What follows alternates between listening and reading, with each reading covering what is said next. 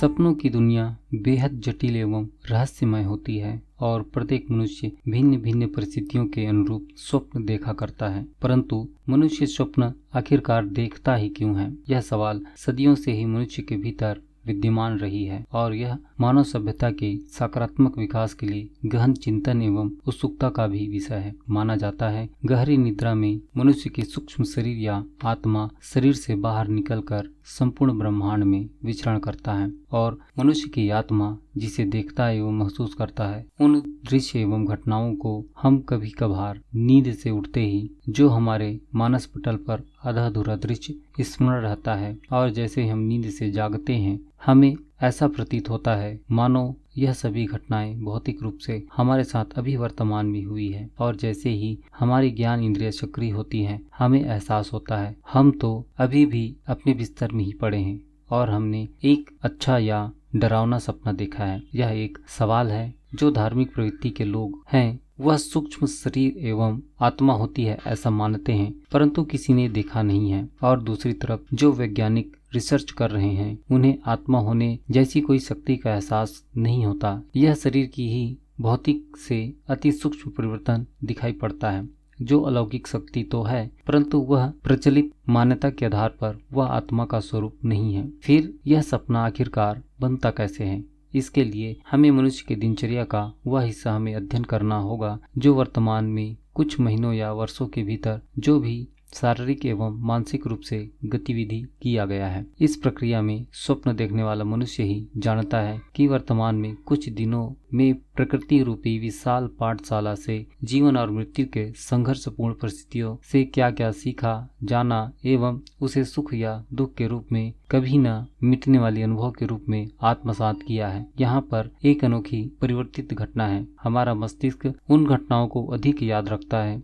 जो हमारी आदत के अनुरूप आवश्यक एवं लाभकारी होता है और जो घटनाएं हमारे प्रतिदिन स्वभाव से मेल खाती प्रतीत नहीं होती हैं और यह उदासीन या हमें किसी भी प्रकार से हानि पहुंचाने वाली होती है उन्हें शीघ्रता से प्रत्यक्ष छवि अर्थात जिसका प्रयोग हमारे द्वारा बार बार दोहराया जाता है से बाहर निकालकर मस्तिष्क के ऐसे कोने में फेंक देती है जिसकी उपयोगिता बहुत ही कम रूप से किया जाता है। और यह क्रम भौतिक एवं सूक्ष्म रूप से हमारे शरीर में बदलाव निरंतर समान रूप से चलती रहती है। इस प्रकार से एक ही तरह के कार्यों को करते रहने से वह शारीरिक रूप से हो या चाहे वह मानसिक रूप से हो हमारे अंतःकरण में गहराई से जमा होते रहते हैं। इस तरह से हमारे संपूर्ण जीवन के सुख दुख के अनुभव, इच्छाएं, विचार हमारे मस्तिष्क में जमा होती रहती हैं। जैसे पेट भरने के लिए विभिन्न प्रकार के भोजन जो स्वाद और सेहत के लिए संतुलित मात्रा में होती है। एक मूर्तिकार किसी भी मूर्ति को जीवंत रूप देने के लिए विभिन्न प्रकार की सामग्रियों का संकलन करता है। आकृति के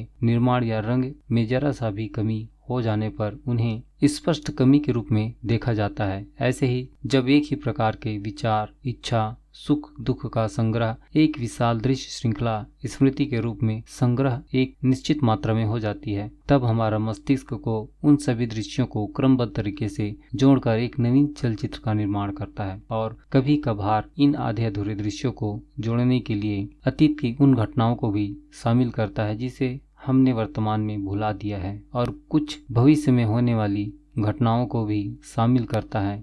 इसलिए हमारे द्वारा देखे गए स्वप्न का दृश्य एवं घटनाएं वास्तविक प्रतीत होने लगती है और इससे प्रभावित हमारा मन अपने सपनों को सच मानने लगता है। हमारा मन भौतिक एवं काल्पनिक घटनाओं में अधिक समानता होने के कारण संभावनाओं की दृष्टि से सपनों को सच मानने लगता है। और यह भी कहावत है, रात के 12 बजे के बाद देखे गए सपना नकारात्मक शक्तियों से प्रेरित होता है और 3 से 5 बजे के बीच का सपना सकारात्मक शक्तियों से प्रेरित होता है। परंतु इसके पीछे की सच्चाई क्या है कोई नहीं जानता। परंतु एक बात अवश्य है, हमारे मस्तिष्क का यह सिद्धांत है अपने सारे इंद्रिय एवं मन को एकाग्र करके जिसे हम बार बार दोहराते एवं देखते हैं वैसे ही हमारे स्वभाव में परिवर्तन और दैनिक जीवन में होने वाली घटनाएं हमारे मानसिक कल्पनाओं के अनुरूप होने लगती है। और ऐसी मानसिक स्थिति प्रत्येक मनुष्य के साथ नींद से जगने के बाद होती है। इसलिए देखे गए सपनों को यदि उठते ही किसी अप्रिय घटना के डर से स्वप्न में देखे गए आधे अधूरे दृश्य को समझने एवं बार बार